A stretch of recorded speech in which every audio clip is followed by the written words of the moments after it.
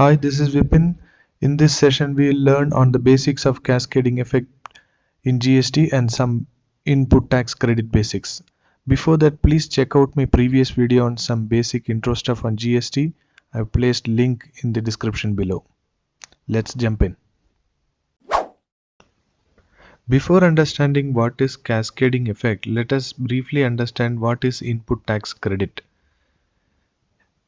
A brief understanding of input tax credit is essential to understand the cascading effect. So now let us imagine there is a factory A and its supplies goods worth rupees 500 to the bunch of customers at 50 rupees tax. So 500 plus 50 rupees is equal to 550 rupees. So this 50 rupees has to be paid to the government. That is what the law says. So the end customer bears the tax ultimately. They have no scope for input tax credit. Whereas the factory which manufactures these goods obviously gets some input from the purchase that they are making. So let us imagine there is a factory B which supplies goods to this factory at the rate of 400 plus tax of 50 rupees. So 450 rupees will be the input cost for factory A. So when factory A makes payment of rupees 50 rupees to the government, it sets off this 50 rupees which it incurs on purchases, and the net liability is only 0. So there is no tax paid to government, though the tax incidence is there, but no outflow is there. Let us once again go through the same example. Let us imagine factory B gets this supply from factory C at rupees 200 plus 20 rupees taxes. So 220 is the input cost for this factory B. So when they make the payment to the government, this 50 rupees is set off with 20 rupees which he has already paid for this purchases, and only the net of 30 rupees he'll be paying to the government. So this concept of setting off the purchase input tax is called set off of input tax credit.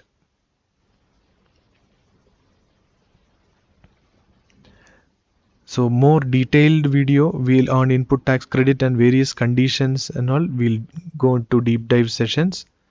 But however, this is the basic of input tax credit. Now let's quickly come back to the main topic. Under previous indirect tax regime, both center and state levied and collected taxes on goods and services separately. The tax collected at each level of authority was as per subjects enumerated in the union and state lists.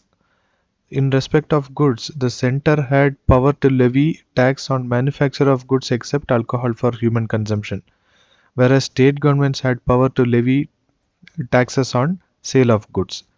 In respect of services alone, only center had the power to levy the tax and collect service taxes. Hence, central excise was the main component of center, while VAT and central sales tax were major taxes for the state government.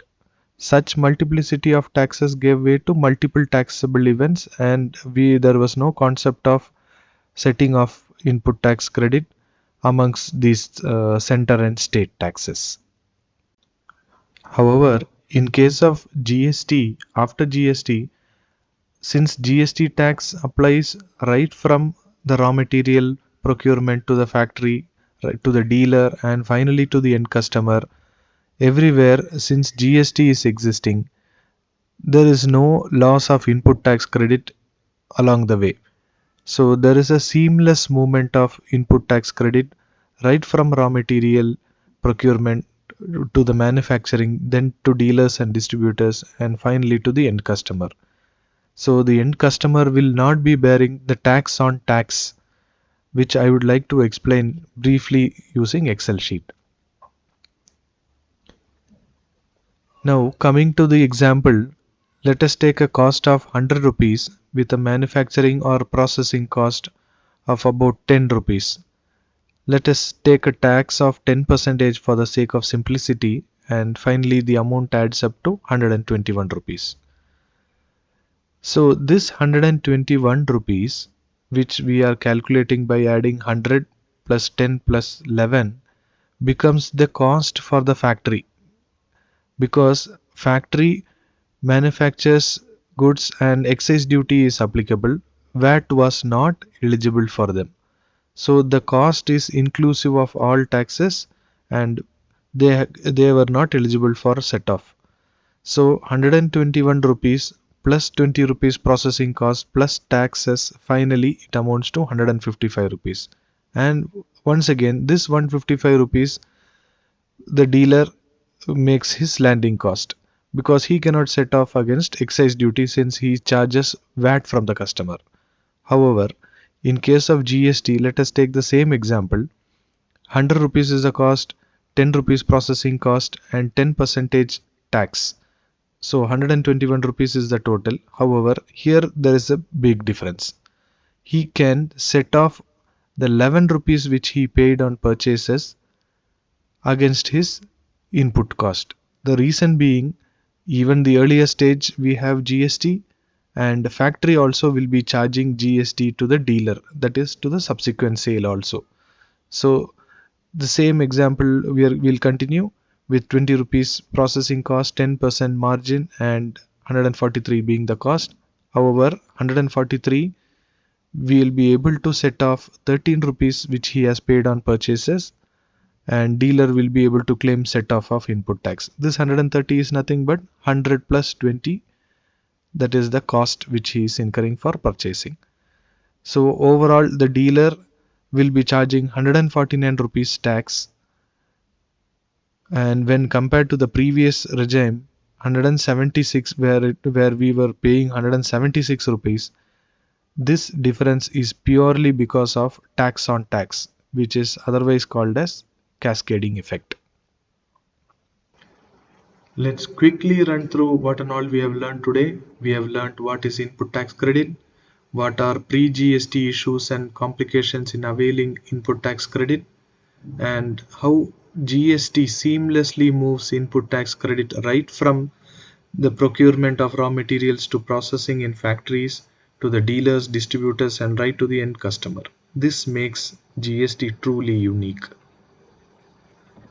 Thanks for watching and stay tuned for more such videos.